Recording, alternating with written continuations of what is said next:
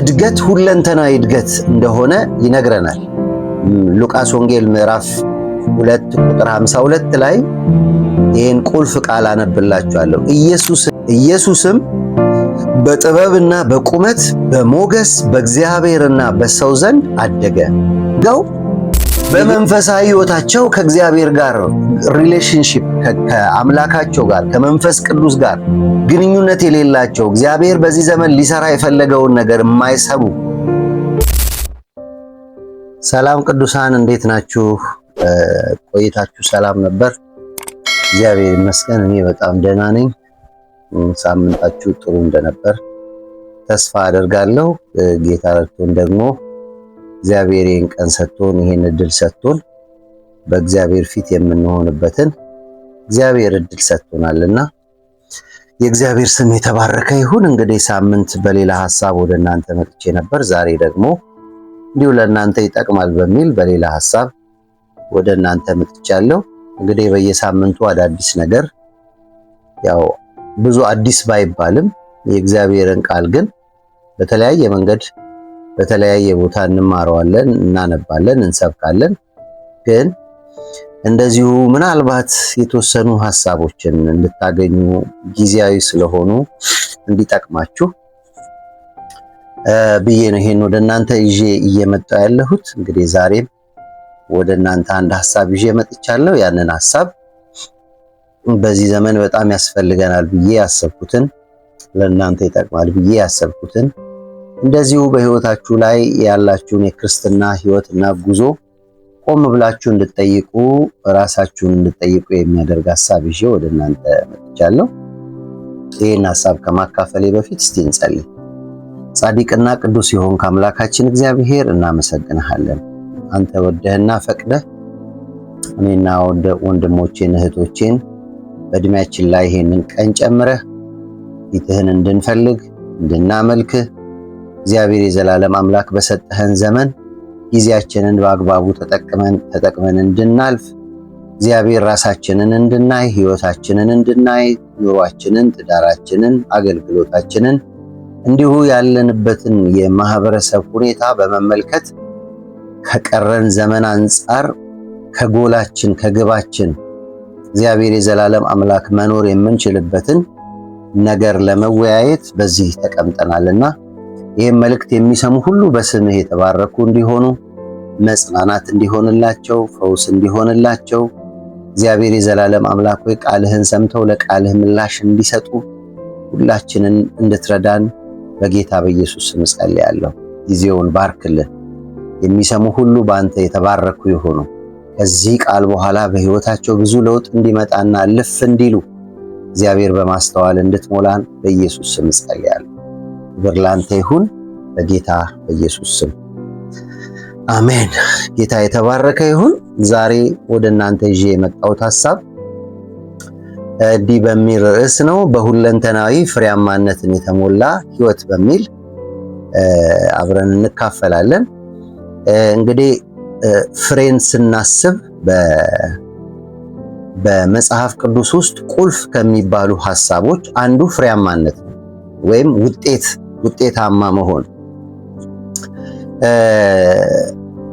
አገልግሎት ውጤታማ ሲሆን፣ ህይወት ውጤታማ ሲሆን፣ እግዚአብሔር የሰጠን ነገር እግዚአብሔር በሰጠን ልክ ሲሄድ፣ ለብዙዎች በረከት ሲሆን፣ ፍሬያማ ሲሆን በሁለንተና ፍሬያማ እንሆናለን እንላለን። ነገር ግን ዛሬ የማነሳላችሁ ስለ ፍሬያማነት ብቻ ሳይሆን በአንድ ነገር ፍሬያማነት ስለመሆን ሳይሆን አጠቃላይ በሁለንተና ፍሬያማነት ስለመሆን። በመንፈሳዊ ህይወታችን ፍሬያማ ሆነን ሶሻል አስፔክታችን ወይም ከማህበረሰቡ ጋር ያለን ግንኙነት ውጤታማ ወይም ፍሬ አልባ ከሆነ እርስ በርስ የሚጋጭ ነገር ነው የሚሆነው። ስለዚህ እድገት፣ ለውጥ፣ ፍሬያማነት በሁለንተና ሲሆን ለሌሎች በረከት መሆን እንችላለን፣ ለሌሎች መጽናኛ መሆን እንችላለን። የእግዚአብሔር መንግስት በእኛ በጣም እንዲሰፋ እድል ይፈጥራል። እዚህ ከመጽሐፍ ቅዱስ አንጻር ተነስተን ስለ ፍሬ በሁለንተና በፍሬ ስለመሞላት በሁለንተና ውጤት ወደ ማምጣት እንዴት እንመጣለን የሚለውን ሐሳብ አብረን ከናንተ ጋር እንድንካፈል ዛሬ አስቤ መልእክት ወደ እናንተ ይዤ መጥቻለሁ። እንግዲህ እንደ መልእክተኛ መልእክቴን እንድሰሙ በትህትና ጠይቃችኋለሁ። መጽሐፍ ቅዱስ እድገት ሁለንተናዊ እድገት እንደሆነ ይነግረናል። ሉቃስ ወንጌል ምዕራፍ 2 ቁጥር 52 ላይ ይህን ቁልፍ ቃል አነብላችኋለሁ። ኢየሱስም በጥበብና በቁመት በሞገስም በእግዚአብሔርና በሰዎች ዘንድ አደገ ይላል። ኢየሱስም በጥበብና በቁመት በሞገስ በእግዚአብሔርና በሰው ዘንድ አደገ። የጌታችን የመድኃኒታችን ኢየሱስ ክርስቶስ ምሳሌነት ለ33 ዓመት ተኩል ሰው ሆኖ በምድር መመላለስ ሰዎች በሁለንተና ፍሬያማ እንዲሆኑ ሮል ሞዴል የመሆን ሚናንም ተጫውቶ ነው ያለፈው ኢየሱስ ክርስቶስ። ስለዚህ ሰው በፍሬ ለማምጣት ወይም ፍሬያማነትን ወደ ህይወቱ ለመጋበዝ ወይም በተሳተፈበት በሁሉ አቅጣጫ ውጤታማና ፍሬያማ ለመሆን እንደ ሞዴል ኢየሱስን መውሰድ አለበት። ምክንያቱም መጽሐፍ ቅዱስ የሉቃስ ወንጌል ጸሐፊ ሲያብራራልን ስለ ኢየሱስ፣ ስለ እድገቱ፣ ስለ ውልደቱ፣ ስለ አጸናነሱ በደንብ ክሊር አድርጎ ነው የሚናገረው። እንዴት እንደኖረ፣ በማህበረሰብ መካከል እንዴት እንደኖረ፣ እንዴት እንዳገለገለ፣ በአገልግሎቱ እንዴት ፍሬያማ እንደሆነ፣ እንዴት ውጤታማ እንደሆነ ትክክለኛ ምሳሌ እንደ ሮል ሞዴል አይተን የምናየው እውነተኛ ምሳሌ እንደሆነ ያሳያል። ኢየሱስ በጥበብ በቁመት በሞገስ በእግዚአብሔርና በሰዎች ዘንድ አደገ ይላል። ከዚህ ሐሳብ ተነስተን ሁለንተናዊ ፍሬያማነት ምንድነው የሚለውን ለመመለስ እንሞክራለን። ፍሬያማ መሆን እንግዲህ በአንድ አቅጣጫ ብቻ መጎልበት ሳይሆን በእግዚአብሔር የፈጠራ ዕቅድ መሰረት ማደግ ማለት ነው። ሰው የተፈጠረለት ዓላማ፣ ሰው የተፈጠረለት ግብ አለ። እግዚአብሔር ሰውን ወደ ምድር ሲያመጣ፣ እግዚአብሔር ሰውን ሲፈጥር፣ እግዚአብሔር ሰው ማደግ ባለበት አቅጣጫ እንዴት ማደግ እንዳለበት ያስቀመጠው የህይወት ግብ አለ።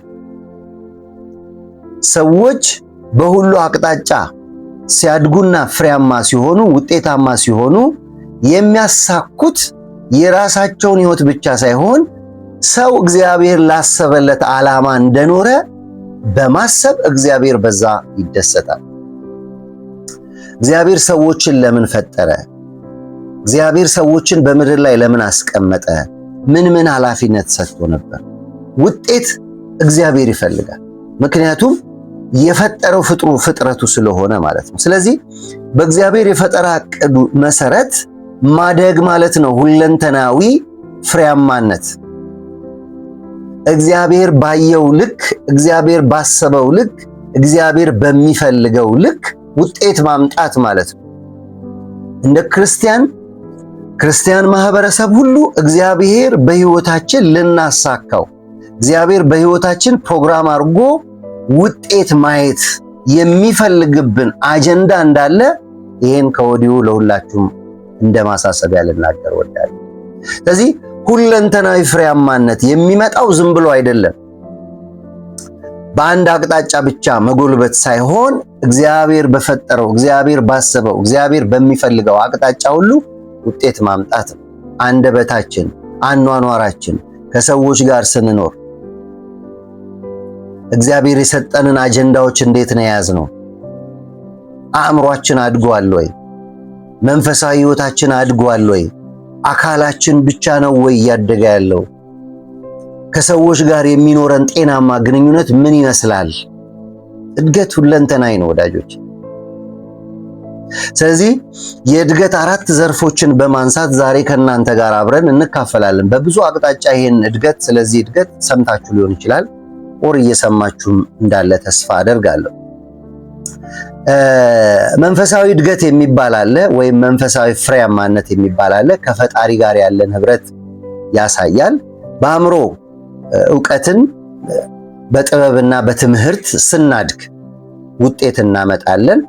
ማናነብ ዕውቀትን ማንቀስም ዕውቀትን የምንጠላ ከዕውቀት ጋር ማንጋጭ ወይም ዕውቀትን ፍለጋ ብዙ ሩቅ ማንሄድ ከሆነ አእምሮአችን አያድግም። አእምሮ ባላደገ ቁጥር ሁሉ ፍሬያማነታችን እየቀነሰ ውጤታማነታችን እየቀነሰ ነው የሚሄደው ማለት ነው። በአካል ማደግ ማለት በጤና የተሰጡን ልዩ መክሊቶችን በመጠቀም እግዚአብሔር የሰጠንን ነገር ይህ እግዚአብሔር የሰጠንን ሰውነት በአግባቡ ተጠቅመን ማሳደግ ማለት ነው። በማህበራዊ ህይወት ከሰዎች ጋር የሚኖረን ጤናማ ግንኙነት ምን ይመስላል? እነዚህን 4 ነገሮች ዛሬ እንደ መንፈሳዊ ሰው እግዚአብሔር እንደጠራው ሰው አብረን እንካፈላለን። ይሄ በጣም ቁልፍ ጉዳይ ነው። በስንቱ ህይወታችን ፍሬያማ ሆነናል? መንፈሳዊ ህይወታችን ፍሬያማን አፍርቷል ወይ? አእምሯችን አድጎ በእውቀት ጎልብቶ በጥበብ ተሞልቶ ከሰዎች ጋር ስንኖር፣ ስንመላለስ፣ ስናገለግል፣ ስናስተምር ስንኖር ያ የተቀበልነውን ዕውቀት ምን ያህል ወደ ሰዎች ሪፍሌክት እያደረግን ነው? ህይወታችንን በጥበብ ነው እየመራን ያለነው? በእውቀት ነው እየመራን ያለነው? ይሄ ለሁላችን ጥያቄ ሊሆን ይገባል። ነው ወይስ ሰውነታችን ብቻ? መቼም ምግብ ስለምንበላ ሰውነታችን ያድጋል። ሰውነት ጥሩ ምግብ በመመገብ እረፍት በማድረግ የተለያዩ አክቲቪቲዎች በመስራት ሰውነታችን ያድጋል። የሚበላ ሰው ህይወቱ ሰውነቱ ያድጋል። ከማህበራዊ ህይወት ከሰዎች ጋር የሚኖረን ጤናማ ግንኙነት ምን ይመስላል? ብዙ ጊዜ እንግዲህ ሰዎች ስኬታማ ወይም ፍሬያማ ሲሉ በአንድ አቅጣጫ ብቻ ሰዎች ለምሳሌ በአገልግሎት የተሳካላቸውን ሰዎች ብቻ ስናይ እከሌ እኮ በአገልግሎት ተሳክቶለታል ወይም ደግሞ የተለያዩ ስራዎች በመስራት ጥሩ ኢንካም ጥሩ ገቢ ያላቸው መካከለኛ ሊሆን ይችላል፣ ከመካከለኛ በላይ ሊሆን ይችላል። ጥሩ ገቢ ሲኖራቸው እከሌ ተሳካለት ልንል እንችላለን።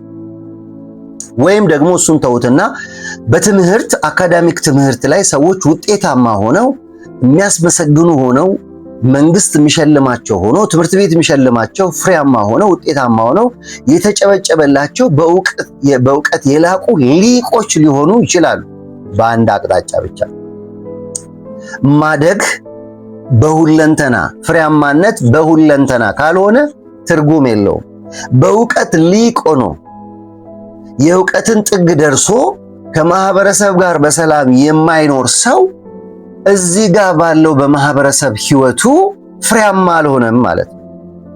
ስለዚህ መጽሐፍ ቅዱስ እንደሚለው አደገ እያለ ያለው ሰዎችን ለመርዳት ከሰዎች ጎን ለመቆም በእግዚአብሔርም በሰዎችም ፊት ሲታይ ውጤታማ ነው የሚባል አይነት ሰው መሆን ነው የሚያስፈልገው እንጂ በአንድ አቅጣጫ ብቻ ማደግ አይደለም ፍሬያማነት።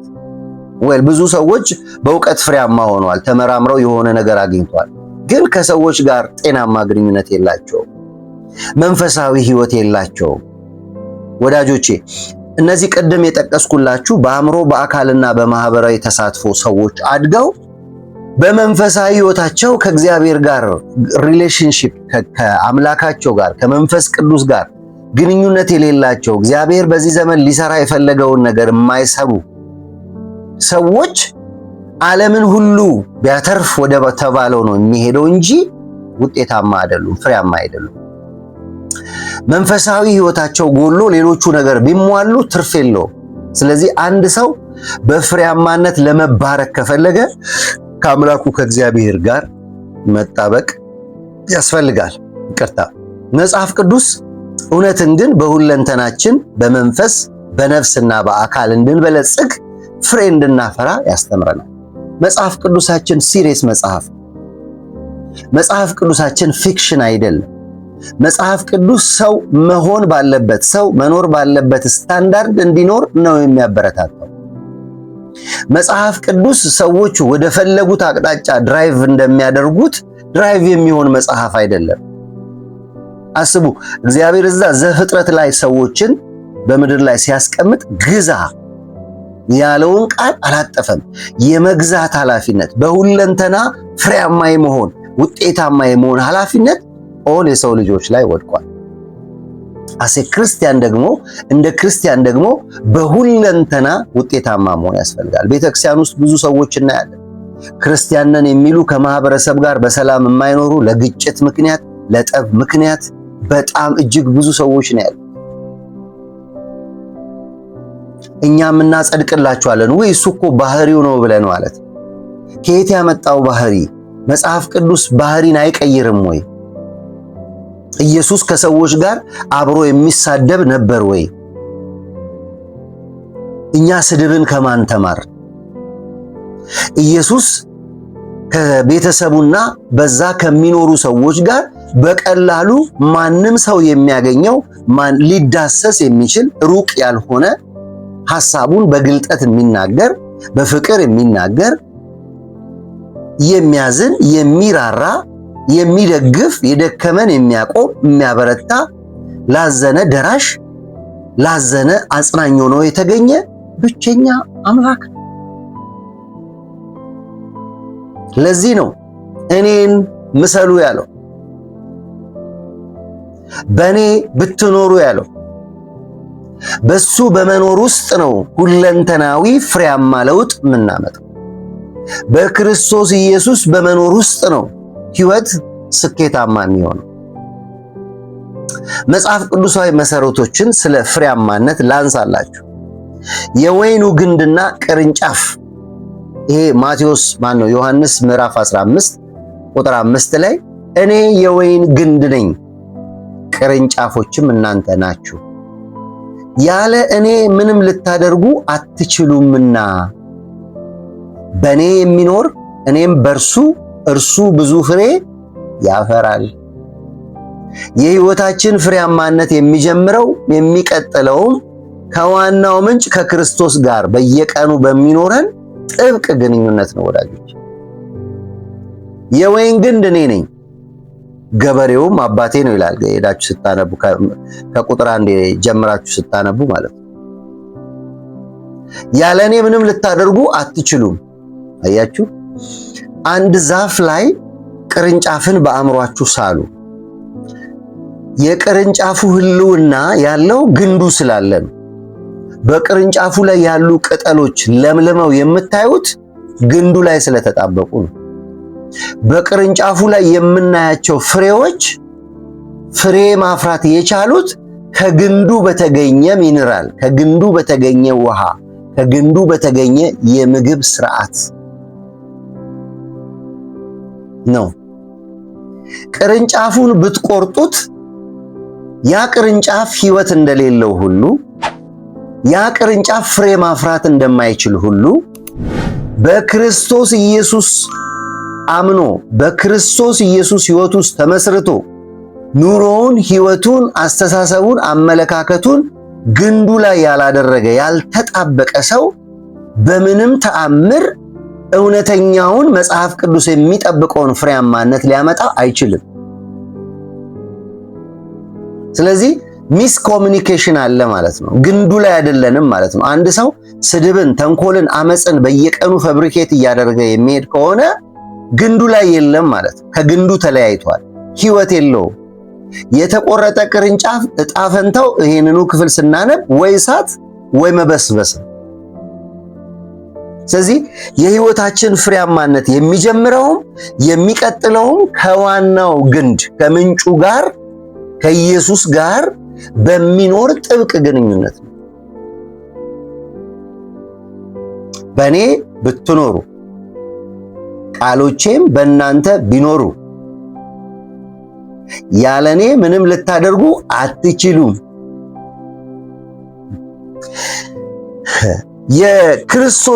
የክርስቶስን የእድገት አምሳያ ወር ደግሞ የኢየሱስ ክርስቶስን የእድገት አምሳያ እስቲ በደንብ ዲቴል እኒ ሉቃስ 2:52 ላይ ቅድም መግቢያ ላይ ያነበብኩላችሁ ቃል ጌታችን ኢየሱስ በምድር ላይ ፍጹም ሰው ሆኖ ሲመላለስ ያሳየውን እድገት መሰረት ነው።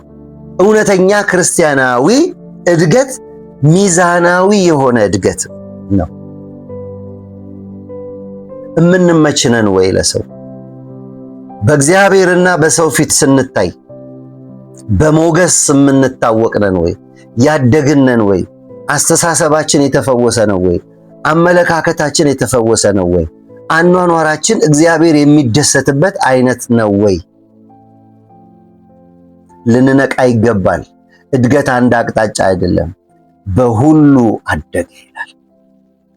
ይሄ ጥቅስ የኢየሱስን ሁለንተና እድገት በአራት መሰረታዊ የህይወት ዘርፍ ክፍሎች ያሳየናል። የመጀመሪያው ጥበብ ነው።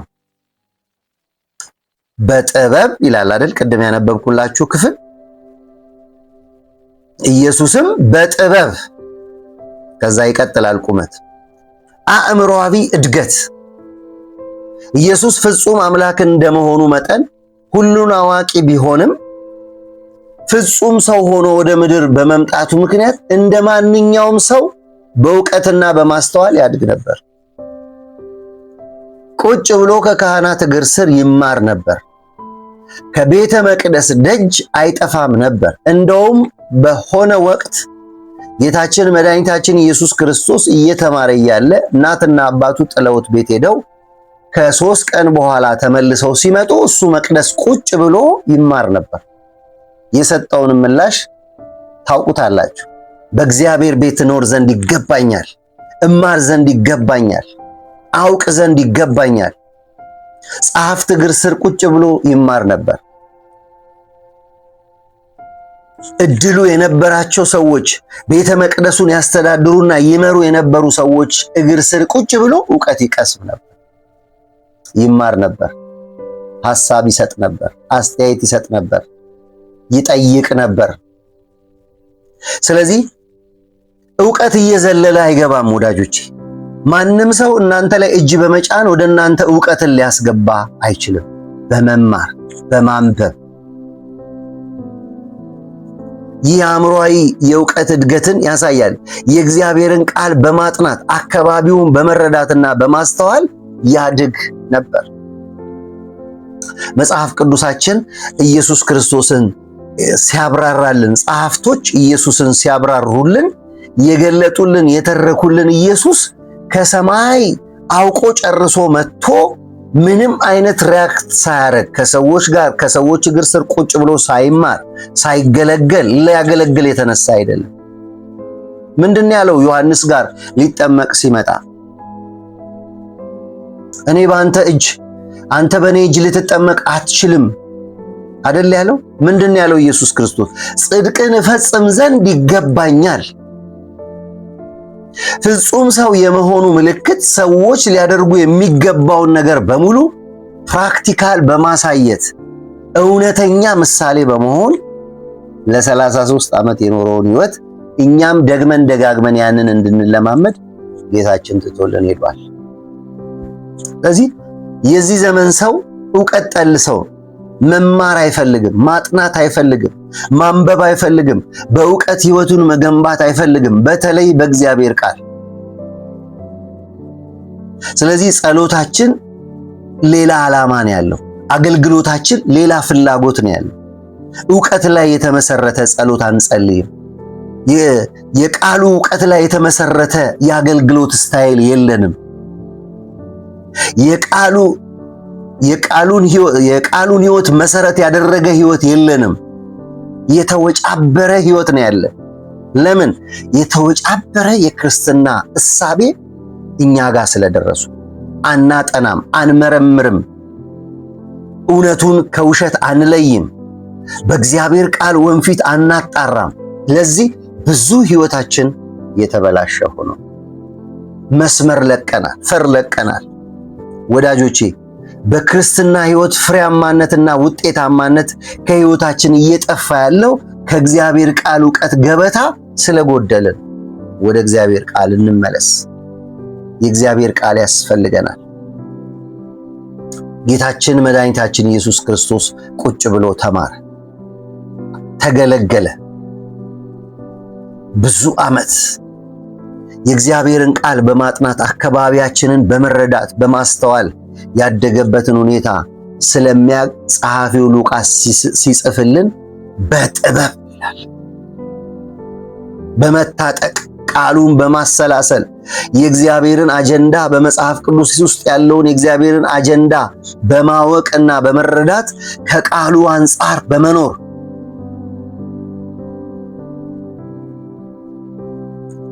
የተማረ አስተማሪ መሆኑን የምታውቁት ኢየሱስ ክርስቶስ የሚያስቀድመው ምንድነው? የእግዚአብሔር መንግስት ቀርባለችና ንስሐ ግቡ። የእግዚአብሔርን ትልቁን ግብ በመናገር ነው አገልግሎቱን የሚጀምረው። ሰዎችን እንኳን ጥሪ ስናረግ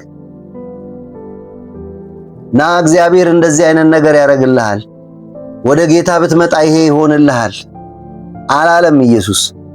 የእግዚአብሔር መንግስት በንስሐ የሚገባበት መንግስት ነው። ስለዚህ ንስሐ መግባት ያስፈልጋል ብሎ ከንስሐ ነው የሚጀምረው ኢየሱስ። አያችሁ፣ በእውቀት ስንሞላ ሰዎችን እናተርፋለን። በእውቀት ስንሞላ ሰዎች ዘላቂን የክርስትና ህይወት እንዲከተሉ እናደርጋለን። በእውቀት ስንሞላ ሰዎች ግራ በመጋባት ህይወት ውስጥ ሲሆኑ አቅጣጫውን እናሳያቸዋለን። እውቀት ከሌለን ግን እውር እውርን ቢመራ እንደተባለው ማለት እግዚአብሔር ይርዳል። ሁለተኛው ክርስቶስ በምን ያድግ ነበር? በቁመት ያድግ ነበር። አካላዊ እድገት፣ አእምሮአዊ እድገት ብቻ አይደለም። አእምሮ አድጎ አካል መቀጨጭ የለበትም። ጌታችን መድኃኒታችን ኢየሱስ ክርስቶስ በሉቃስ 2:52 ላይ በጥበብ ይልና የሚቀጥለው በቁመት። ይህ ደግሞ ስጋን ወደ አካል እድገት፣ የስጋን አካላዊ እድገት ያመለክታል። ኢየሱስ እንደ ማንኛውም ሕፃን በእድሜና በቁመት አድጓል። ጡንቻዎቹ ጠንክረዋል። ቁመቱ አድጓል። የአካል ብስለት ላይ ደርሷል። እንደ ሕፃን አይደለም የሚያስበው የነበረው። ልክ ሕፃናት እንደሚያስቡ ሁልጊዜ እንደሚማሩ ብቻ ሳይሆን ወደ ማስተማር፣ ወደ ማወቅ፣ ወደ ተሻለ ህይወት መጥቷል ጌታችን መድኃኒታችን ኢየሱስ ክርስቶስ። የ30 ዓመቱን ቆይታ ይህን ማጥናት ትችላላችሁ። ይህ እውነተኛ ሰው ሆኖ በምድር ላይ መኖሩን፣ ሰብአዊ ተፈጥሮ ሙሉ በሙሉ መካፈሉን ያረጋግጥልናል። ይሄ እኛ የለበስነው ስጋ ከእግዚአብሔር የተቀበልነው ይሄ የእግዚአብሔር ማደሪያ ነፍሳችን ያለችበት ይሄ ሰውነታችን ከእግዚአብሔር የተሰጠን አደራ፣ ልንጠብቀው፣ ልናሳርፈው፣ ልንገነባው፣ ጤንነቱን ልንጠብቅ ይገባል። በቁመት ማደግ ማለት እሱ ነው። ስለ ራስ ማሰብ፣ የሚያስፈልገኝን ነገር በሙሉ መስጠት። በዚህ ብዙዎቻችን እንሸወዳለን። ይህን ስጋ ማጎሳቆል ክርስቲያናዊ አይደለም። ይሄ ስጋ ማደግ በሚገባው ልክ እንዲያድግ የራሳችንን አስተዋጽኦ አለማድረግ ትክክለኛ ክርስቲያናዊ እድገት አይደለም። ለምን? አእምሮ ማደግ አለበት። ሰውነት መገንባት አለበት። በየዕድሜ ደረጃ ሰዎች በህይወታቸው የሚመጡትን ሆርሞናል ለውጦች፣ አስተሳሰቦች፣ አመለካከቶች እየተሻገሩ ለእግዚአብሔር ክብር በትክክለኛው መንገድ መሄድ እንዳለባቸው የሚያሳይ ነው። ስለዚህ ኢየሱስ የተወለደው ሕፃን ነበረ። ነገር ግን ሕፃን ከመሆን ወደ ታዳጊነት፣ ወደ ወጣትነት እየሄደ ነው። ወደ አገልግሎት መጥቶ ልክ በጎልማሳነት ወደ ጎልማሳነት የተጠጋ ነው ጌታችን መድኃኒታችን ኢየሱስ ክርስቶስ ሚሽኑን ጨርሶ ያለፈው እንጂ እኮ በአንድ ቀን በአንድ ጀንበር መጥቶ በአንድ ጀንበር አድጎ መሄድ ይችላል። ወይም ትልቅ ሆኖ ከሰማይ መጥቶ ያንን ማድረግ ይችል ነበር። ነገር ግን የሰው ልጅ በሁለንተና ፍሬያማ መሆኑን ለማሳየት ኢየሱስ ከሕፃንነት ከጽንስ ጀምሮ ያለውን ለ33 ዓመት ተኩል አሳይቶን ያለው። ሶስተኛው ፖይንት በእግዚአብሔር ፊት በሞገስ ያድግ ነበር። መንፈሳዊ እድገት ማለት እሱ። አእምሮአዊ እድገት አይተናል። አካላዊ እድገት አይተናል።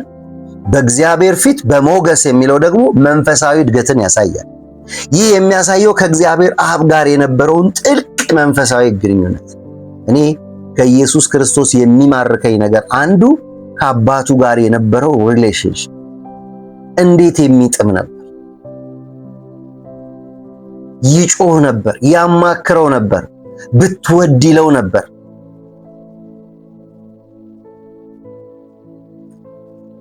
ጥብቅ የሆነ የአባትና የልጅ ግንኙነት ነበራቸው። በሕይወቱ ሙሉ የአባቱን ፈቃድ በመታዘዝ ነው የኖረው ኢየሱስ። በጸሎትና በቅድስና በመመላለስ የእግዚአብሔር ደስታና ሞገስ በሱ ላይ ነበር፣ እየበዛ ይሄድ ነበር። ሰማይን ሪፕሬዘንት ያደረገ ሰማይ እንዲመሰክርለት ያደረገው ነገር አንዱ የኢየሱስ ክርስቶስ በምድር ላይ በመኖሩ ሲኖር ከእግዚአብሔር በሚፈልገው መንፈሳዊ ልክ መገኘቱ ነው። እንደ ክርስቶስ ፍጹም ነን ፍጹም እንሆናለን እያልኩ ግን አይደለም። ወደዚህ መምጣት ግን እንችላለን። ጥልቅ መንፈሳዊ ግንኙነት ከአባት ጋር እንዳለ ግንኙነት፣ ሁሉን ነገር መማከር፣ እሱ የሚፈልገውን አይነት ህይወት መኖር።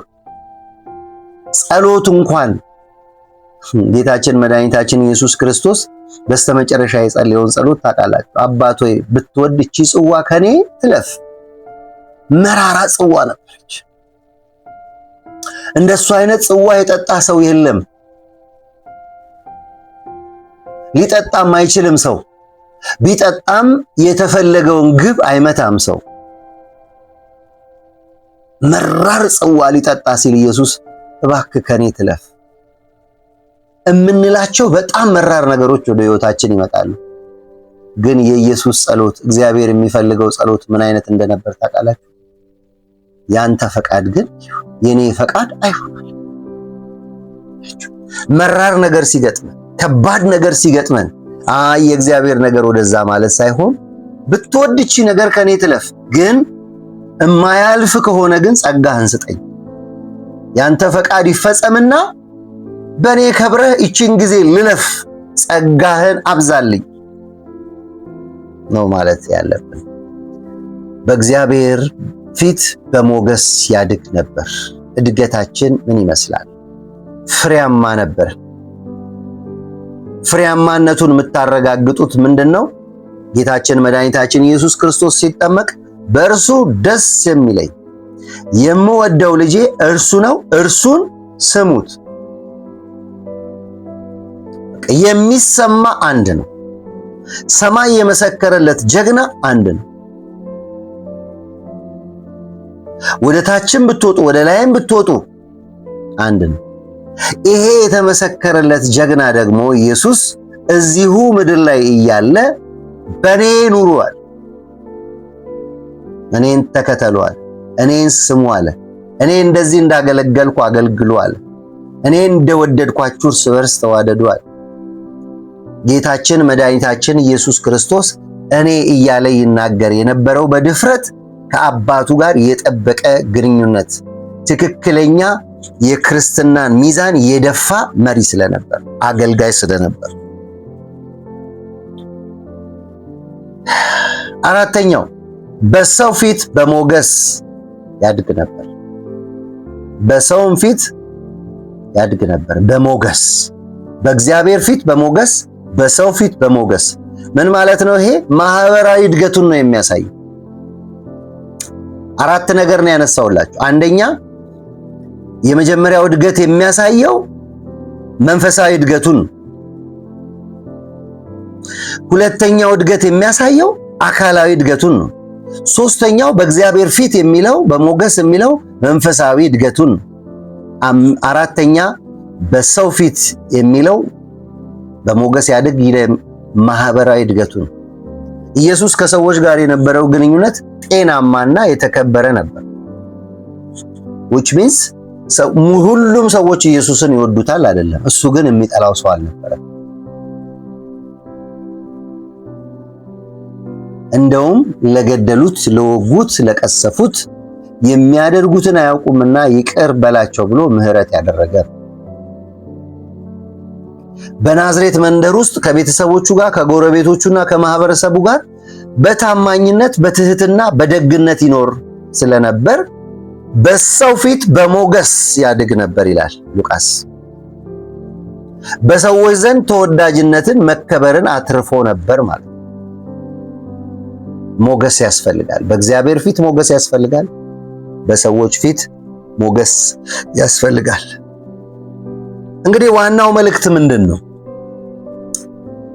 ይህ ጥቅስ ለኛ የሚሰጠን ትልቁ ትምህርት ሁለንተናዊ እድገት ወይም ሆሊስቲክ ግሮዚንግ አስፈላጊ መሆኑን በጣም ቁልፍ ነገር ነው። ፍሬያማ መሆን፣ ክርስቲያናዊ ፍሬ ማፍራት፣ ሁለንተናዊ ፍሬ ማፍራት።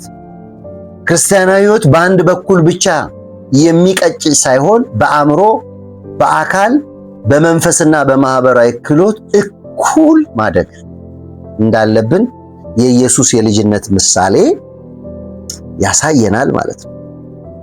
አራቱን ፍሬያማ አቅጣጫዎችን አጠቃላይ እይታ እናያቸዋለን። ከዛ በፊት ግን እነዚህን አራት ነገሮች በምን ያህል ፍሬያማነት ሞልተናል? ሰዎች ሲያዩን፣ እግዚአብሔር ሲያየን በእውቀት አድገናል ወይ? በጥበብ አድገናል ወይ? በመንፈሳዊ ሕይወት አድገናል ወይ? ፍሬያማ ነን ወይ? ፍሬያችን ምን ይመስላል? ምን እያየን ነው? ምን እየሰማን ነው? ቤተክርስቲያን፣ በቤተክርስቲያን ውስጥ ያሉ ምዕመናን እንዴት እያደጉ ነው? በቃል ብቻ አልተሞላንም? ተግባር የሌለው የክርስትና ሕይወት አልበዛም? ኩዌስችን እንድናረግ ነው። ራሳችንን እንድንጠይቅ ነው። እውነት ዝም ብላችሁ ሰርች አድርጉ እስቲ። ራሳችሁን ተመልከቱ፣ ዙሪያችሁ ያሉ ሰዎችን ተመልከቱ። በምንድን ነው ያደግነው? ዛሬ ሐሳብ ሰጪ፣ አስተያየት ሰጪ ሞልቷል። ሁሉን ያውቃሉ የሚል በዝቷል። ወዮ የሚል እንደ ኢሳይያስ ጠፍቷል። ጠፍቻለሁ ለካ እግዚአብሔር ይሄ ነው የሚል ጠፍቷል።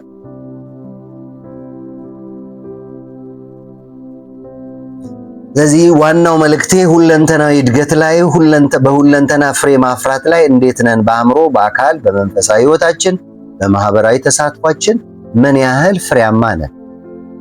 ፍሬያችን እየተቀጠፈ እየተበላ ነው ወይ? ይሄ ሊሆን የሚችለው ግንዱ ላይ በመጣበቅ ብቻ ነው። ግንዱ ላይ ባለ ሕይወት ነው ይሄ መሆን የሚችለው፣ አለበለዚያ አይሆንም። ግንዱ ላይ የሌለ ማህበራዊ ተሳትፎ፣ ግንዱ ላይ የሌለ ኢኮኖሚ እድገት፣ ግንዱ ላይ የሌለ አእምሮ እድገት ትርጉም አልባ ነው፣ በዜሮ ነው የሚባዛው።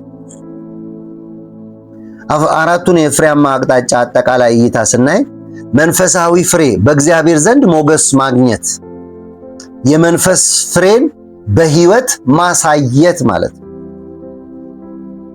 መንፈሳዊ ፍሬያማነት በእግዚአብሔር ዘንድ ሞገስ ማግኘት ነው፣ በሰው ዘንድ አይደለም። ይሄ ኖህን ስትመለከቱ መጽሐፍ ቅዱሳችን ውስጥ ሄኖክን ስትመለከቱ እግዚአብሔር በፈለገው ልክ ስለኖሩ እግዚአብሔርን ስላስደሰቱ እግዚአብሔር ራሱ አንድ ሰው አየ በምድር ላይ ቅን የነበረ ጻድቅ የነበረ። ጻድቅ የተባሉ በጣም ጥቂት ሰዎች ናቸው በብሉይ ኪዳን ዘመን። በእግዚአብሔር ፊት ሞገስ ማግኘት፣ እግዚአብሔር ሲያይ ዕውቅና የሚሰጥ ዳዊት እንደ ልቤ የተባለው ማለት ምሉስ ልብ ያለው ጨክኖ የማይጠፋ በርህራሄ የተሞላ እግዚአብሔር የሚፈልገው አይነት ህይወት የሚኖር ማለት ነው። አእምሮአዊ ፍሬ ደግሞ በጥበብ ማደግ፣ አእምሮ በበጎ የሚያንጹ ሐሳቦችን መሙላት። ምንድነው አእምሮአችንን እየሞላን ያለን? ዛሬ ሰው የሚሞላው ነገር እጅግ ብዙ ነው። በራችሁን ከከፈታችሁ በጣም ትሞላላችሁ። እንዴት ተንኮለኛ እንደምትሆኑ ሰዎች ይሞሏችሁ። እንዴት አመፀኛ መሆን እንደምትችሉ ሰዎች ይሞሏችኋል።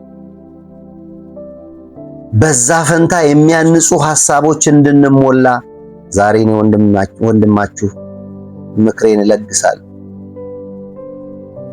አካላዊ ፍሬ በቁመት በጤና ማደግ፣ አካልን በጥሩ ልምምዶች መጠበቅ። አካል የሚጠበቅ ነገር ነው። ማህበራዊ ፍሬ በሰው ዘንድ ሞገስ ማግኘት፣ ለሌሎች በረከት መሆን። ኢየሱስ በጥበብ በቁመት በሞገስ በእግዚአብሔር በሰው ፊት አደገ። በእግዚአብሔርና በሰው ፊት አደገ። ምን ያህል ጥበብ፣ ምን ያህል ዕውቀት ነፍሳችንን እየሞላን ነው። መንፈሳዊ ፍሬያማነት እንግዲህ ከምንጩ ጋር መገናኘትን በጣም የሚወስን ጉዳይ ነው። ምንጩ ላይ ሳይኖር አንድ ሰው በመንፈሳዊ ሕይወት ሊያድግ አይችልም። ምንጩ ላይ ሳይጣበቅ አንድ ሰው መንፈሳዊ እድገት ሊያመጣ አይችልም። ቃሉን መመገብ፣ በየቀኑ መጽሐፍ ቅዱሳችንን በማንበብ የመንፈስን ጥንካሬ መመሪያ ማግኘት፣ ይሄ የእግዚአብሔር ቃል የክርስትና ሕይወት ማንዋል ነው። እኔ ብቻ ሊሰብካችሁ አይገባም። እንደኔ እድል የሚያገኙ ሰዎች ብቻ ሊሰብኳችሁ አይገባም። ተገልጦ የሚነበብ መጽሐፍ፣ የሕይወት መጽሐፍ፣ እግዚአብሔርን የምናቅበት፣ የምንፈራበት፣ የምንከተልበት፣ የተሰጠንን ሕይወት የምንኖርበት መመሪያችን ነው። ጸሎት፣ ከእግዚአብሔር ጋር የማይቋረጥ ግንኙነት በማድረግ ሕይወትን በቅድስና ልንመራ እንችላለን። የማንችላቸውን ነገሮች በጸሎት ንስሐ በመግባት የጌታን ፊት በመፈለግ ነው መንፈሳዊ የምንሆነው። ይሄ የሚሆነው ምንጩ ላይ ስንኖር ብቻ፣ ከምንጩ ስንጠጣ። እኔ የምሰጠውን ውሃ የሚጠጣ ለዘላለም ከሆዱ የዘላለም ሕይወት ይፈልቃል፣ የዘላለም ምንጭ ይፈልቃል። ረሃብ እሱ ውስጥ አይመጣም። እርካታ፣ ደስታ፣ እድገት፣ ለውጥ ወደ ሕይወቱ ይመጣል።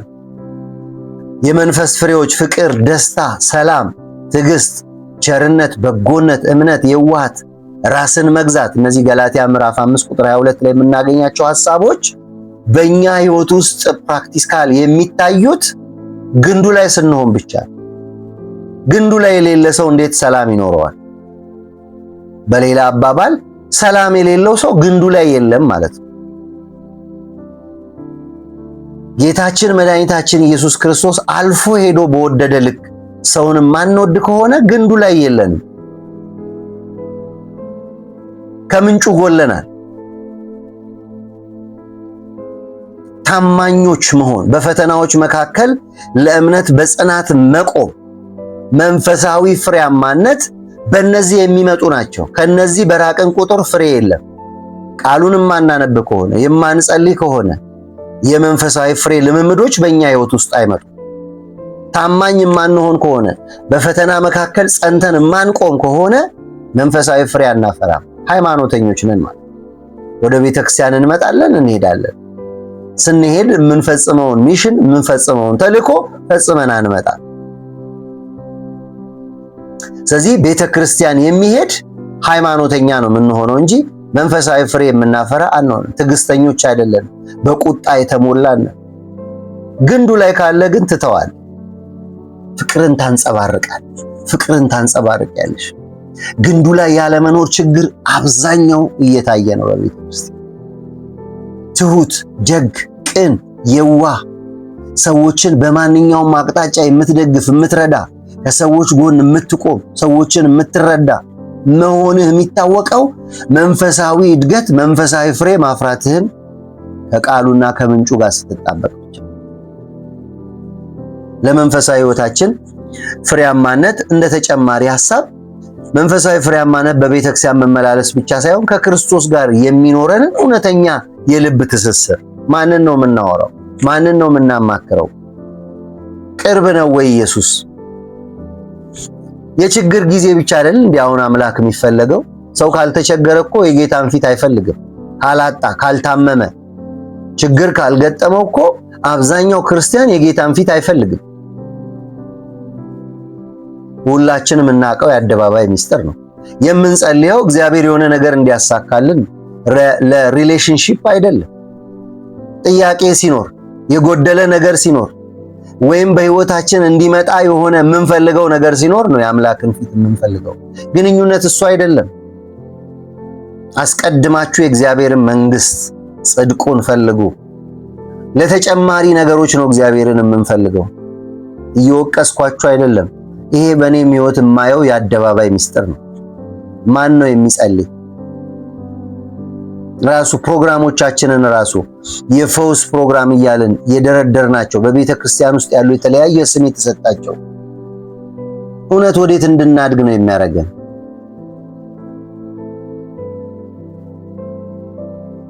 የተቸገሩ ብቻ የሚሄዱበት ፕሮግራም ዲዛይን አላረግንም።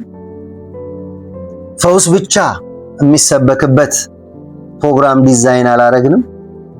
ሰው ለማምለክ ነው ማምጣት ያለበት ወይስ ለጥያቄ መልስ ለማግኘት? ለማምለክ በመጣበት እኮ መልስ አለ። ወዳጆቼ ቆም ብለን ማሰብ ማየት ያስፈልጋል። የመጽሐፍ ቅዱስ ጥናትን ስልት ትንሽ ልንገራችሁ። ቃሉን መጽሐፍ ይሄን ክፍል ነው ማነበው ብለን መዘጋጀት፣ ጥቅሱ ምን ይላል ብሎ ማሰብ፣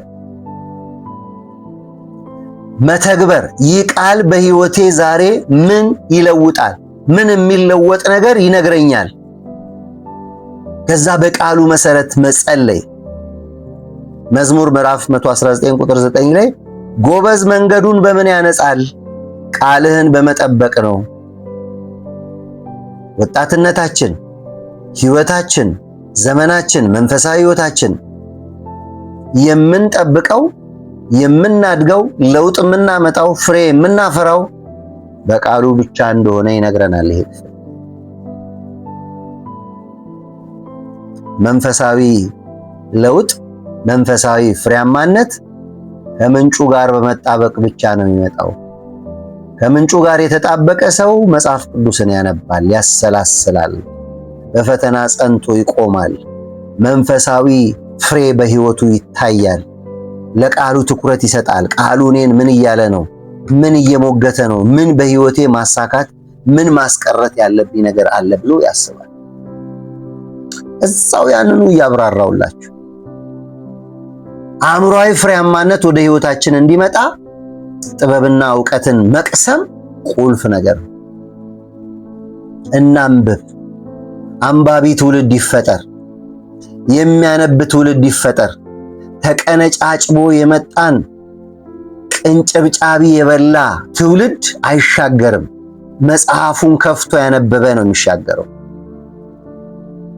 ለዚህ ነው እናንተ ሚዲያ ላይ የወጣችሁ ሰዎች ተጠንቀቁ የሚባለው፣ እኔን ጨምሮ። ቅንጭብጫቢ ነገር እናመጣለን፣ ቆራርጠን እናመጣለን። መሰረት የሌለው ትምህርት ይይዛሉ። ከውስጡ መዓት ነገር ተቆራርጠው ወጥተው ልጆች የተለያየ ነገር ውስጥ ይገባሉ። ትውልዱ የተበላሸ ይሆናል። ከዛ ጄኔሬሽን ወቃሽ እንሆናለን፣ እኛው አበላሽተን ማለት ነው። አእምሮአዊ ፍሬያማነት የሚመጣው ዝም ብሎ አይደለም።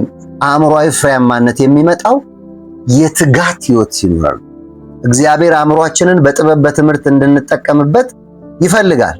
እንደነ ዳንኤል ጓደኞች፣ እነ ዳንኤልና የዳንኤል ጓደኞች በትጋት በማጥናት በላቀ ሁኔታ መገኘት፣ በተሻለ ሁኔታ መገኘት ዝም ብሎ የመጣ ነገር አይደለም። በልጅነታቸው የተማሩትን ዕውቀት ነው ሪፍሌክት ያደረጉት እነ ዳንኤል። የትጋት ሕይወት ያስፈልጋል። ለማንበብ ትጋት ያስፈልጋል። ለመቅሰም ትጋት ያስፈልጋል። ጊዜ ይጠይቃል። ጊዜን በአግባቡ መጠቀምን ይጠይቃል። ፍሬያማ ለመሆን በአእምሮአዊ እድገት ጊዜያችንን ከሚያባክን ነገር፣ ጠቃሚ ካልሆነ ነገር በማራቅ መጽሐፍትን ማንበብ፣ ጤናማ ዕውቀቶችን መቅሰም ያስፈልጋል። ግን ስናይ ማህበራዊ ሚዲያ ላይ ስናይ የሚጠቅመንን ነገር እንይ ነው፣ አይደለም። እንስማ፣ ግን ወደ ህይወታችን መልካም ነገር ይዘው የሚመጡ ነገሮችን እንስማ። መልካም ነገር አይሰማም። አውቀዋለሁ እኮ እኔ በራሴ ፔጅ አውቀዋለሁ። መልካም ነገሮች በሚለቀቁ ቀን ሰዎች አይሰሙም፣ መልካም ነገር አይፈልጉም። ለምን? አእምሮአዊ ፍሬያማነት በህይወታቸው ስለሌለ፣ ያንን ማጎልበት ስለማይፈልጉ፣ ሽርፍራፊ በሆነ ዕውቀት፣ ተቆራርጦ ባለቀ ዕውቀት ነው ህይወታቸው የሚገነቡ። ስለዚህ ህይወታቸውም ዘመናቸውም አገልግሎታቸውም የተቆራረጠ ነው የሚሆነው፣ ብዥታ የሞላበት። አእምሮን መጠበቅ፣ ሐሳባችንን ከማይረቡ ከሚረብሹ ቪዲዮዎች፣ ማህበራዊ ሚዲያዎች፣ ሱሶች፣ ክፉ ወሬዎች መጠበቅ። ወሬ ሱስ ይሆናል ወዳጆች፣ ወሬ ሱስ ይሆናል። የተለያዩ ማህበራዊ ሚዲያዎች ሱስ ይሆናሉ። ለአእምሮ ዕውቀት ፍሬያማነት እኔና እናንተ የምንሰማውን የምናየውን ነገር ለይተን ምክንያቱም ሰው ሲሳደብ ሆርሞናችን የሚያመነጭ ያንን ነው። ክፉን ነገር ያመነጫል ያንን ነገር። በአንዴ ባይሆን እንኳን ከአህያ የዋለች ጊደር ይባል የለ። ስለዚህ ሰው ውሎውን ነው የሚመስለው። ውሎ ጋር ያሉ ሰዎችን አስተሳሰብ ነው ቀስሞ ሕፃናት ጋር የምንውል ከሆነ ሕፃንነት ነው የምንኖረው። ጠበኞች ጋር፣ አፍራሾች ጋር፣ ቤተክርስቲያንን የሚያውኩ ሰዎች ጋር የምንውል ከሆነ አዋኪ ነው የምንሆነው በማግስቱ።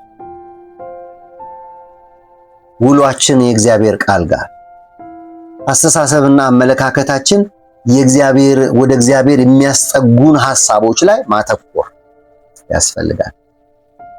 ለአእምሯዊና ለእውቀት ፍሬያማነት እንደተጨማሪ እግዚአብሔር አእምሯችንን እንድንጠቀምበት የሰጠን ትልቁ ስጦታችን ነው። ክርስቲያን ወጣት፣ ክርስቲያን አዋቂ፣ ክርስቲያን ልጅ በትምህርቱ ሰነፍ መሆን የለበትም። በማንኛውም በተሳተፍንበት ቦታ ውጤታማ መሆን አለበት። ተማሪዎች በትምህርታቸው፣ ነጋዴዎች በንግዳቸው፣ ሰራተኞች በስራቸው፣ መንግስት አስተዳዳሪዎች በማስተዳደራቸው የሚነቀፍ ነገር እንዳይኖርባቸው የእግዚአብሔርን ቃል ታጥቀው ህዝብን ማገልገል፣ ለህዝብ መኖር፣ የሚያስፈልገውን ዕውቀት በመቅሰም ቀጣዩን የህይወት ምዕራፍ መጓዝ እንዳለብን ይሄን ማገናዘብ ያስፈልጋል። ጊዜያችንን በአግባቡ መጠቀም። የእውቀት እድገት የሚመጣው ዝም ብሎ አይደለም። ጊዜን በማይረባ ነገር በማሳለፍ አይደለም። ማህበራዊ ሚዲያ የምናያቸውን ነገሮች ሊሚት ማድረግ አንዱ ተጽዕኖ እሱ ስለሆነ ማለት ነው። መቀነስ ያለብንን ነገር በመቀነስ ትኩረት ማድረግ ባለብን ነገር ላይ፣ መጽሐፍት ላይ፣ ቁም ነገር ያለው ነገር ላይ ትኩረት ማድረግ ይልቅ የሚጠቅመንን መማር፣ የሚጠቅመንን ነገር መያዝ፣ ወደዛ ነገር ማዘንበል። የዳንኤልና ጓደኞቹ ምሳሌ ይሄን ማየት እንችላለን። የሰው ዝንባሌ ሌላ ነበር። በንጉሱ መብልና መጠጥ በተመረጠው ቦታ መምነሽነሽ ነበር የብዙ ሰዎች እሳቤ። እነ ዳንኤል ግን ያንን አልፈለጉም፣ አልመረጡም። እግዚአብሔርን በመፍራት በባቢሎን ካሉ ጥበበኞች ሁሉ 10 እጥፍ በልጠው ነበር። በልጠው የተገኙት ግን አእምሯቸውን በእግዚአብሔር ቃል፣ በእውቀት፣ በጥበብ ስለሞሉ። ዳንኤል ያልሰገደው እነ ሲድራቅ፣ ሚሳቅ፣ አብድናጎም ያልሰገዱት እኮ ትምህርቱን ከየትም አምጥተው አይደለም። ለአምላክህ ለእግዚአብሔር ስገድ የተባለውን ኢየሱስ በአዲስ ኪዳን የተናገረውን ወላጆቻቸው ስላስተማራቸው ነው። ሌላ ከየትም አያምጡ። ስግደት ለእግዚአብሔር እንደሆነ፣ አምልኮ ከእግዚአብሔር ጋር ግንኙነት ማድረግ እንደሆነ፣ ጸሎት በምንም አይነት ቻሌንጅ ውስጥ የማይቆም እንደሆነ ስለተማረ ነው ዳንኤል መጸለይን አላቆምም ያለው። የአንበሳ ኃይል ያልታያቸው፣ የእሳት ኃይል ያልታያቸው በአምላካቸው ባላቸው መተማመን፣ አምላካቸው ከምን እንደሚያድን ስለተረዱ፣ በእውቀት ስላደጉ፣ የምናመልከው አምላክ ከዚህ ሰዓት ሊያድነን ባይፈልግ እንኳን አንተ ላቆምከው ምስል አንሰግድም። ምን በጥበብ መሞላት ነው! ሌሎቹ አይሁዶች የት ነው ያሉት? እስቲ ጠይቁ መጽሐፉ። ከነሱ ጋር ምርኮኛ የነበሩ የነ ዳንኤል ጓደኞች፣ እህት ወንድሞች የት ነበሩ? ያልተያዙት፣ በእሳት ያልተጣሉት በምን ይመስላችኋል? በባቢሎን ይልቅ ጥበበኞች ሆነው በመገኘት እንደውም በጥበብ በመሞላት የአምላካቸው የእግዚአብሔርን ስም አስጠሩ። የምታመልከው አምላክ አዳነ ስል ባንተም በእግዚአብሔርም ባንተም ፊት ቅንነት ተገኝቶብኛል አምላኬ አይደል ያለው። ስለዚህ የዳንኤል አምላክ አምላክ ነው፣ የዳንኤል አምላክ ብቸኛ ተወዳዳሪ የሌለው አምላክ ነው የሚል የአምላካቸውን ማዕረግ ያሳዩበት ትልቅ ከፍታ ላይ የወጡበት ነው። በአእምሮ ስናድግ አሸናፊ ነው። ሰው በእግዚአብሔር ቃልና በጥበብ በእውቀት ሲያድግ የተሻለ ነው የሚሆነው። ካሉት የተሻለ ነው የሚሆነው። እኛ የተሻለን ለመሆን የምንፈልገው በሌላ መንገድ ነው፣ በእውቀት አይደለም። ጉቦ በመስጠት በትጋት በመስራት ሳይሆን በተለያየ መንገድ ነው የተሻለን ሆነን መገኘት የምንፈልገው። በዘመድ በመሄድ በአጎት ልጅ በአክስት ልጅ በመሄድ። እነ ዳንኤል ግን ያን አልመረጡ። በእግዚአብሔር መንገድ ሄደው በተሰጣቸው የእግዚአብሔር ቃል ዕውቀት ኖረው ይሄንን እውነት ለሰዎች አሳይተው አልፈዋል። አካላዊ ስጦታ ፍሬያማነት ዝም ብሎ የሚመጣ አይደለም። አካል የእግዚአብሔር ቤተ መቅደስ ነው። አንደኛ ቆሮንቶስ ምዕራፍ 6 ቁጥር 19 ላይ ወይም ሥጋችሁ ከእግዚአብሔር የተቀበላችሁት በእናንተ የሚኖር የመንፈስ ቅዱስ ቤተ መቅደስ እንደሆነ አታውቁምን? የሚጠበቅ ነው። አካሉን ከሱስ፣ ከጫት፣ ከሲጋራ፣ ከአልኮል፣ ከአደንዛዥ ዕፅ፣ ከርኩሰት መጠበቅ ጤናማ አመጋገብን መለማመድ በቂ አካላዊ እድገት እንዲኖረን ያደርገናል። የአካል ብቃት እንቅስቃሴ ማድረግ እግዚአብሔር የሰጠንን ልዩ ተፈጥሮና ስጦታ መክሊቶቻችንን ማወቅና ማልማት። ምን መክሊት ተሰጥቶናል? ምን ያህል እያለማን ነው? ጠብቀናል ወይ? ቅድም ከጠቀስኩላችሁ ከነዚህ ክፉ ነገሮች ጠብቀናል ወይ? አፋችንን ከስድብ፣ ልባችንን ከክፋት፣ እግራችንን ከክፉ እየጠበቅን ነው ወይ? የእግዚአብሔር ቤተ መቅደስ እንደሆናችሁ አታውቁምን? ለአካላዊ ሕይወት ወይም ለጤና ጥበቃ፣ አካላዊ ጤንነት ለመንፈሳዊ አገልግሎት ዕለት ተዕለት ስራ ስኬት ወሳኝ መሳሪያ ነው። ከዲጂታል ሱስ እግዚአብሔር ነፃ ያወጣል። ብዙ ሰዎች ሱሰኛ ሆነዋል። ዲጂታላዊ ሱሰኛ። በአሁኑ ጊዜ በተለይ ወጣቶች፣ ታዳጊዎች ትልቁ የአካል የአይን ጤንነት ነው። የአይን ጤንነት ለአይን ጠንቅ፣ ስልኮቻችን ለአይን ጠንቅ፣ የምንጠቀማቸው ኤሌክትሮኒክሶች ለአይን ጠንቅ የሆኑ ናቸው። የብዙ ወጣቶች የብዙ ልጆች አይን ታውቋል። ገዝቶ መስጠት ብቻ አይደለም፣ ከ8-7 ሰዓት ያላነሰ እረፍት ማድረግ፣ ለስልክም ለስፖርትም ለንባብም ለሁሉ ነገር ጊዜን ከፋፍሎ መስጠት። ዮሴፍ እንደ ምሳሌ ዘፍጥረት ምዕራፍ 39 ቁጥር 9 ላይ አካሉን ከዝሙት እየጠበቀ እናያለን። እንዴት በእግዚአብሔር ፊት ይህን ታላቅ ነገር አደርጋለሁ? አካላችንን የምንጠብቀው ብዙ ነገር እንዳይቆሽሽ እንዳያድፍ ከብዙ ነገር መጠበቅ ክርስቲያናዊ እሴት ነው። የመጨረሻው ስጠቀልል ማህበራዊ ጓደኝነት ወይም ፍሬያማነት፣ ማህበራዊና የጓደኝነት ፍሬያማነት፣ ጤናማ ጓደኝነት ወደ እግዚአብሔር ወደ በጎ ህይወት ከሚያስቡ ሰዎች ጋር ወዳጅነት መፍጠር ማለት ነው። ክፉ ሐሳቢዎች ጋር ሳይሆን ከእግዚአብሔር ጋር ሆነው በጎ አእምሮ ካላቸው ጋር ወዳጆች መሆን። ክፉ ባልንጀራነት መልካምን አመል ያጠፋል ይላል አንደኛ ቆሮንቶስ ምዕራፍ 15 ቁጥር 13። ጤናማ ጓደኝነት። ሌላው ቤተሰብን ማክበር፣ ለወላጆቻችን መታዘዝ፣ እነሱን ማክበር የእግዚአብሔርን በረከት በህይወታችን እንዲፈስ የሚደረግ የመጀመሪያው ተስፋ ቃል ትእዛዝ ተብሎ ተጽፏል። መልካም አርያ መሆን፣ በቃልና በኑሮ በፍቅር በእምነት በንጽህና ለሚያምኑ አምሳያ ሁን ይለዋል ጳውሎስ ጢሞቴዎስን በአንደኛ ጢሞቴዎስ ምዕራፍ 4 ቁጥር 12 ላይ።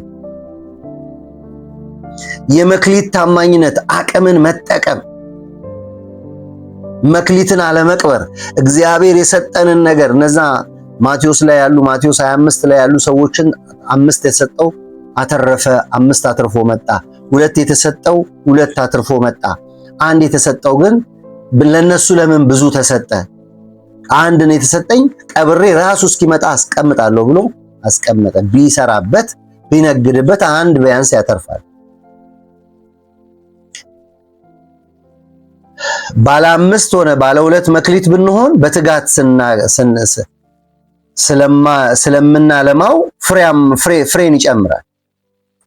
ባለን ጥቂት ነገር ታማኝ ስንሆን እግዚአብሔር በብዙ ይሾመናል። ለዚህ ጥሩ ምሳሌ ናቸው እነዛ ሰዎች። ስለዚህ ማህበራዊ ፍሬያማነት የሚመጣው ጤናማ ግንኙነት ካላቸው ሰዎች ጋር ጓደኝነት መፍጠር፣ ቤተሰብን ማክበር፣ መክሊትን የተሰጠን ነገር አለመቅበር፣ መጠቀም፣ ማፍራት። ፍሬያማና ፍሬ አልባ ህይወት በንጽጽር ሲቀመጥ ፍሬያማ ህይወት በክርስቶስ ኢየሱስ ያለ ህይወት ሲሆን የህይወት መሰረት በእግዚአብሔር ቃልና በጸሎት ላይ የተደገፈ ነው። ፍሬ አልባው ደግሞ በጊዜያዊ ስሜትና በዓለማዊ አዝማሚያ የሚመራ ነው። የትኛው ላይ ነን እኛ? የጓደኝነትን ምርጫ ስናይ ለበጎ ነገር የሚያነሳሳ ወደ እግዚአብሔር የሚስብ ወደ እግዚአብሔር የሚያስጠጋ ነው። ፍሬ አልባ ደግሞ ወደ መጥፎ ሱሶች፣ ተያያዥ ውድቀቶች የሚጎትት ነው። ከክርስቶስ ውጪ ያለው ማለት ነው። የጊዜ አጠቃቀም ላይ ስንመጣ በትምህርት፣ በቤተ ክርስቲያን፣ በበጎ ፈቃደኝነት የሚተጋ ነው። ፍሬያማ የሆነ ህይወት ጊዜን በማባከን ያለ ዓላማ በመኖር የሚገለጥ ነው ፍሬ አልባ ህይወት። የመጨረሻው ውጤት ፍሬያማ ህይወት የሚኖር ሰው በክርስቶስ የሚኖር ሰው ሰላም፣ ደስታ፣ ዘላለማዊ ህይወት አክሊል ያገኛል። ፍሬ አልባ ህይወት የኖረ ሰው ደግሞ ባዶነትን፣ ጸጸትን፣ የህይወት ውድቀትን ያካተተ ህይወት ወይም በዛ የተሞላ ህይወት ይኖረዋል ማለት ነው። የመጨረሻውን ሐሳብ የፍሬያማነት ዋናውን ቁልፍ እንግዲህ ልንገራችሁና መልእክቴን ላጠቃልል። በእኔ ኑሩ እኔም በእናንተ ቅርንጫፍ በወይኑ ግንድ ባይኖር ከራሱ ፍሬ ሊያፈራ እንዳይችል እንዲሁ እናንተ ደግሞ በእኔ ባትኖሩ አትችሉ። ዮሐንስ 15 ቁጥር 4። ቅርንጫፍ ከግንዱ ሲቆረጥ ወዲያው ይደርቃል፣ ፍሬ ማፍራት አይችልም። እኛ ከኢየሱስ ክርስቶስ ጋር በየቀኑ በጸሎት በቃሉ በቅድስና ካልተገናኘን በስተቀር በራሳችን ጥረት ብቻ ፍሬያማ መሆን አንችልም። ምርጫችን እርሱ መሆን አለበት ማለት ነው። እስቲ ይህን ጥያቄ ልጠይቃችሁና ልጨርስ። በአሁኑ ሰዓት በሁለንተና ህይወታችን በተለይ በእድሜያችን ፍሬ እንዳናፈራ የሚከልሉን ዋና እንቅፋቶች ምንድን ናቸው? ጓደኞቻችን በመንፈሳዊ በአእምሮአዊ እድገት ላይ የሚያሳድሩት ተጽዕኖ እንዴት መቆጣጠር እየቻልን ነው? ከዛሬ ጀምሮ በዕለት ተዕለት ህይወታችን ውስጥ ለመለወጥ የምንወስደው አንድ ተግባራዊ እርምጃ ምንድን ነው? እግዚአብሔር በጸጋው በሁለንተና ያሳድገን። ጌታ ኢየሱስ ዘመናችሁን ይባርክ። በእነዚህ ሁሉ ዛሬ ባነሳዋቸው በእነዚህ በአራት ነገሮች ምን ያህል ፍሬያማ ነን የሚለውን ነገር ራሳችንን እንጠይቅ። እግዚአብሔር ዘመናችሁን ይባርክ። ሻሎም